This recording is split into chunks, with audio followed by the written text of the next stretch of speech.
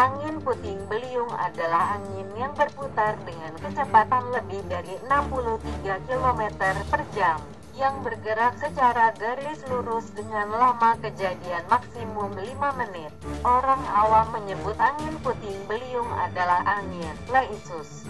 Di daerah Sumatera disebut angin Bohorok dan masih ada sebutan lainnya. Angin jenis ini yang ada di Amerika yaitu tornado, mempunyai kecepatan sampai 320 km per jam dan berdiameter 500 meter. Angin puting beliung sering terjadi pada siang hari atau sore hari pada musim pancaroba. Angin ini dapat menghancurkan apa saja yang diterjangnya, karena dengan pusarannya benda yang terlewati terangkat dan terlempar. Ciri-ciri datangnya angin puting beliung adalah pada waktu siang hari terlihat adanya awan putih menjulang tinggi seperti bunga kol, kemudian berkembang menjadi awan gelap yang disertai hembusan udara dingin, dan angin mulai menggoyangkan pepohonan ke kiri dan ke kanan.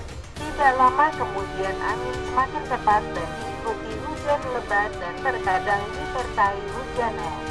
Terlihat di awan hitam pusaran angin berbentuk seperti kerucut turun menuju tanah bumi.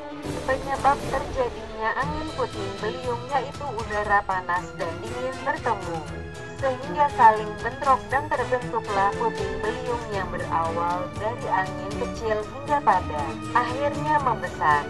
Proses terjadinya angin puting beliung biasanya terjadi pada musim pancaroba pada siang hari. Suhu udara panas, pengap, dan awan hitam mengumpul akibat radiasi matahari di siang hari tukung awan secara vertikal.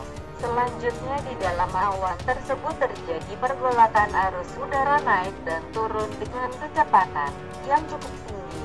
Arus udara yang turun dengan kecepatan yang tinggi menghembus ke permukaan bumi secara tiba-tiba dan berjalan secara acak. Proses terjadinya puting beliung sangat terkait erat dengan fase tumbuh awan. Fase tumbuh awan. Dalam awan terjadi arus udara naik ke atas yang kuat. Hujan belum turun. Titik-titik air maupun kristal es masih tertahan oleh arus udara yang naik ke atas puncak awan. Fase dewasa atau masak, titik-titik air tidak tertahan lagi oleh udara naik ke puncak awan. Hujan turun menimbulkan gaya gesek antara arus udara naik dan turun. Temperatur massa udara yang turun ini lebih dingin dari udara sekelilingnya. Antara arus udara yang naik dan turun dapat timbul arus geser memuntir, membentuk pusaran.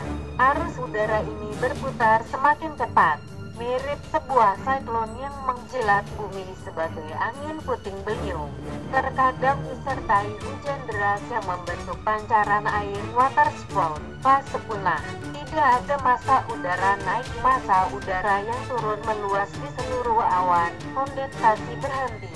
Udara yang turun melemah hingga berakhirlah pertumbuhan awan cat.